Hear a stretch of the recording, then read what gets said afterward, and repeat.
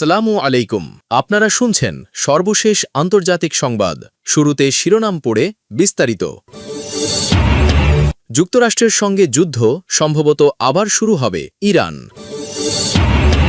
ইরানের বিরুদ্ধে যুদ্ধে অংশ নেবে না ফ্রান্স। ইরানের হামলায় মধ্যপ্রাচ্যে ১৬ মার্কিন ঘাঁটি তছনছ, বেরিয়ে এলো ভয়াবহ চিত্র। ইসরায়েলি সেনা সমাবেশ লক্ষ্য করে হামলা। সর্বশেষ থাকছে কুয়েতে বাস যাত্রীদের টার্গেট করে ডাকাতি, ৩ বাংলাদেশি গ্রেপ্তার।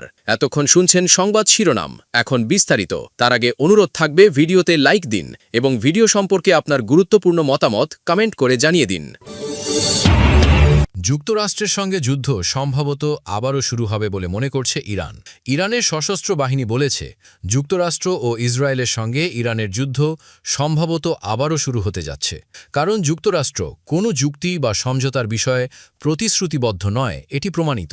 ইরানের বার্তা সংস্থা ফার্সে প্রকাশিত এক বিবৃতিতে সামরিক সদর দপ্তরের উপপ্রধান মোহাম্মদ জাফর আসাদি বলেন, যুক্তরাষ্ট্রের কর্মকর্তাদের কর্মকাণ্ড ও বক্তব্য মূলত মিডিয়া নির্ভর।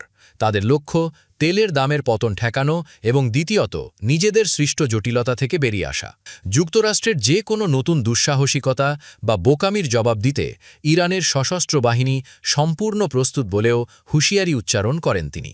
গত ২৮শে ফেব্রুয়ারি যুক্তরাষ্ট্র ও ইসরায়েল যৌথভাবে ইরানে হামলা চালায়। ইরানের সর্বোচ্চ নেতা আয়াতুল্লাহ আলী খামেনি সহ অনেক শীর্ষ রাজনৈতিক ও সামরিক নেতাকে হত্যা করা হয়। এছাড়া কয়েক হাজার বেসামরিক মানুষ নিহত এবং হাজার হাজার আহত হয়। যুক্তরাষ্ট্র ও ইসরায়েলের ব্যাপক সামরিক হামলার জবাবে ইরানের সশস্ত্র বাহিনী ওই অঞ্চলে এবং দখলকৃত ভূখণ্ডে মার্কিন ও ইসরায়েলি অবস্থানগুলোতে পাল্টা হামলা চালায়। টানা প্রায় ৬ সপ্তাহ যুদ্ধের পর ৮ই এপ্রিল যুদ্ধবিরতি কার্যকর হয়। যুদ্ধবিরতির মধ্যে বাকযুদ্ধ হলেও হামলা থেকে বিরত থাকে দুই পক্ষ। পরবর্তীতে ১১ই এপ্রিল শান্তি চুক্তির উদ্দেশ্যে পাকিস্তানের রাজধানী ইসলামাবাদে দুই পক্ষের প্রতিনিধিদের বৈঠক অনুষ্ঠিত হয়। তবে প্রায় ২১ ঘণ্টার দীর্ঘ আলোচনা হলেও কোনো সমঝোতা হয়নি, ফলে চুক্তি ছাড়াই বৈঠক শেষ হয়। এরপর ইরান সম্ভাব্য দ্বিতীয় দফা সংলাদের জন্য একটি ৩ ধাপের প্রস্তাব দেয়, তবে সাবেক মার্কিন প্রেসিডেন্ট ডোনাল্ড ট্রাম্প সেই প্রস্তাব প্রত্যাখ্যান করেছেন বলে জানা গেছে। সর্বশেষ তথ্য অনুযায়ী ট্রাম্পের প্রত্যাখ্যানের পর ইরান পাকিস্তানের মাধ্যমে যুক্তরাষ্ট্রের কাছে নতুন আরেকটি প্রস্তাব পাঠিয়েছে, তবে ওই প্রস্তাবের বিস্তারিত এখনও প্রকাশ হয়নি। ইরানের বিরুদ্ধে যুদ্ধে অংশ নেবে না ফ্রান্স। ইরানের বিরুদ্ধে যুক্তরাষ্ট্র ও ইসরায়েলের চলমান সামরিক অভিযানে অংশ না নেওয়ার অবস্থান আবারও স্পষ্ট করেছে ফ্রান্স। শুক্রবার দেশটির পররাষ্ট্রমন্ত্রী জন-নোয়েল বারো এ ঘোষণা দেন বলে জানিয়েছে আনাদলু এজেন্সি। ফরাসি সংবাদ মাধ্যম বিএফএম টিভিকে দেওয়া সাক্ষাৎকারে বারো বলেন, সংকট শুরুর পর থেকেই ফ্রান্স এ যুদ্ধে জড়ায়নি এবং ভবিষ্যতেও অংশ নেওয়ার পরিকল্পনা নেই।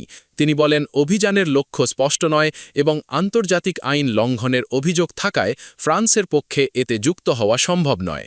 তিনি আরও বলেন, শুরু থেকেই ফ্রান্স এ যুদ্ধের বিরোধিতা করে আসছে। সংঘাত আরও বিস্তৃত হওয়ার ঝুঁকি রয়েছে, যার প্রভাব বিশ্ব অর্থনীতি ও সাধারণ মানুষের দৈনন্দিন জীবনে পড়ছে।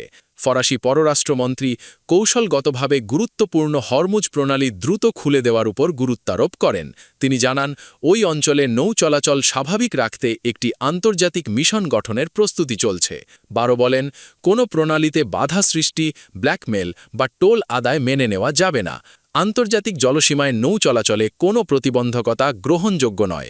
উল্লেখ্য, গত ২৮শে ফেব্রুয়ারি থেকে ইরানকে লক্ষ্য করে যুক্তরাষ্ট্র ও ইসরায়েল হামলা শুরু করে।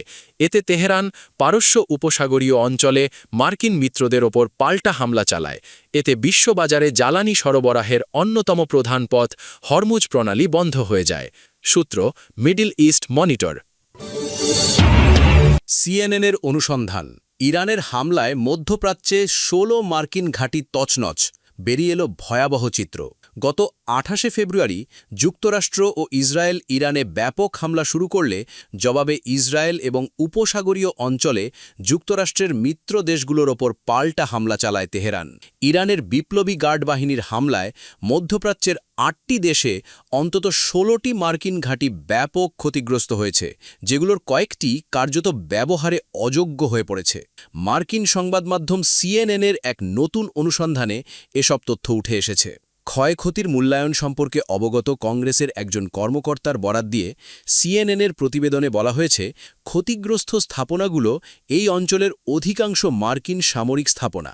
সিএনএনকে একটি সূত্র জানায়, এ বিষয়ে বিস্তৃত পরিসর মূল্যায়ন হয়েছে। একদিকে কেউ বলছেন পুরো স্থাপনাটি ধ্বংস হয়ে গেছে এবং এটি বন্ধ করে দেয়া প্রয়োজন।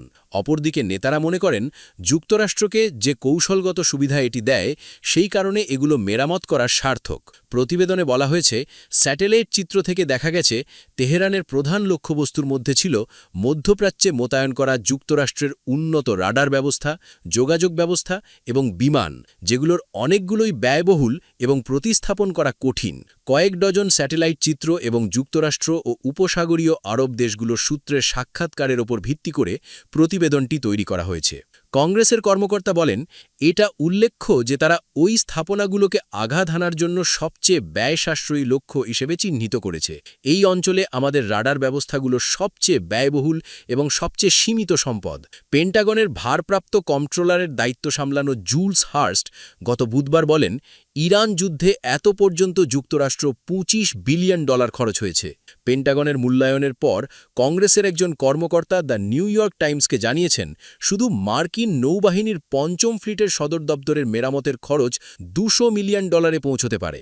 সংবাদ মাধ্যম এনবিসির তথ্য অনুযায়ী আমেরিকান এন্টারপ্রাইজ ইনস্টিটিউটের একটি মূল্যায়নে দেখা গেছে, ইরানি বাহিনী কুয়েতের আলী আল সালেম বিমানঘাঁটি, কাতারের আল উদেইদ বিমানঘাঁটির একটি রানওয়ে এবং উত্তর ইরাকের একটি মার্কিন ঘাঁটিতে অবস্থিত অস্ত্রাগারেও হামলা করেছে। একটি সূত্র জানায়, মার্কিন সামরিক স্থাপনাগুলো পুনর্নির্মাণ এবং ধ্বংস হওয়া সরঞ্জাম প্রতিস্থাপন করা খরচ বিবেচনায় নিলে প্রকৃত ব্যয় প্রায় $40 থেকে $50 বিলিয়ন কাছাকাছি হতে পারে। যুদ্ধের শুরুর দিকেই উপসাগরীয় অঞ্চলে ইরানের হামলায় মাত্র 48 ঘণ্টার মধ্যে অন্তত 9টি মার্কিন সামরিক স্থাপনা উল্লেখযোগ্যভাবে ক্ষতিগ্রস্ত হয়েছিল। তথ্যসূত্র গালফ নিউজ। ইসরায়েলি সেনা সমাবেশ লক্ষ্য করে হামলা। লেবাননের দক্ষিণাঞ্চলে বিয়াদা এলাকায় ইসরায়েলি সেনাদের লক্ষ্য করে হামলা চালানোর দাবি করেছে হিজবুল্লাহ। সংগঠনটি জানায়, শুক্রবার স্থানীয় সময় সন্ধ্যা 7:15 একটি বাড়ির ভেতরে অবস্থানরত ইসরায়েলি সেনাদের একটি সমাবেশে হামলা চালানো হয়।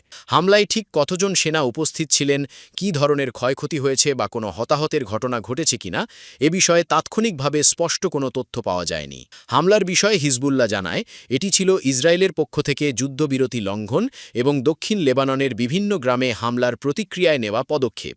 এদিকে গত 2 মার্চ থেকে লেবাননে ইসরায়েলের সামরিক অভিযানে এখন পর্যন্ত 2600-র বেশি মানুষ নিহত এবং প্রায় 16 লাখ মানুষ বাস্তুচ্যুত হয়েছে বলে জানা গেছে। আল জাজিরার প্রতিবেদনে বলা হয়, পরিস্থিতি ক্রমেই উত্তেজনাপূর্ণ হয়ে উঠছে এবং এই সংঘর্ষ আরও বিস্তৃত আকার নিতে পারে বলে আশঙ্কা করা হচ্ছে। কুয়েতে বাসযাত্রীদের টার্গেট করে ডাকাতি, 3 বাংলাদেশি গ্রেফতার। কুয়েত সিটির ফারওয়ানিয়া গভর্নরেটে বাসযাত্রীদের লক্ষ্য করে ধারাবাহিক ডাকাতির ঘটনায় 3 সদস্যের একটি চক্রকে গ্রেফতার করেছে দেশটির সুরক্ষা বাহিনী। দেশটির স্বরাষ্ট্র মন্ত্রণালয় এ তথ্য জানিয়েছে। গ্রেফতাররা সবাই বাংলাদেশি নাগরিক। জেলিব আল শুয়ুখ পুলিশ স্টেশনের নেতৃত্বে একটি সমন্বিত অভিযানে তাদের আটক করা হয়েছে। একটি গণপরিবহন কোম্পানির টিকিট পরিদর্শকের অভিযোগের পর এই অভিযান শুরু হয়। ওই পরিদর্শক জানান, বাসে যাত্রীদের কাছ থেকে বারবার ছিনতাইয়ের ঘটনা ঘটছিল। অভিযোগ পাওয়ার পর নিরাপত্তা বাহিনী নজরদারি বাড়ায় এবং যাচাই বাছাই শুরু করে। বাসের ভেতরের সিসিটিভি ফুটেজ সংগ্রহ করে সন্দেহভাজনদের শনাক্ত করা হয় এবং পরে তাদের গ্রেফতার করা হয়। গ্রেফতারের সময় তাদের কাছ থেকে 333 কুয়েতি দিনার উদ্ধার করা হয়েছে। এগুলো ডাকাতির অর্থ বলে ধারণা করা হচ্ছে। আটক ব্যক্তিদের জব্দকৃত অর্থসহ আইনি প্রক্রিয়ার জন্য সংশ্লিষ্ট কর্তৃপক্ষের কাছে হস্তান্তর করা হয়েছে। স্বরাষ্ট্র মন্ত্রণালয় জানিয়েছে, জননিরাপত্তা নিশ্চিত করতে এ ধরনের অভিযান চলমান থাকবে। একই সঙ্গে জনগণকে যে কোনো সন্দেহজনক কর্মকাণ্ডের তথ্য জরুরি নম্বর 112-এ জানানোর আহ্বান জানানো হয়েছে। সূত্র আরব টাইমস।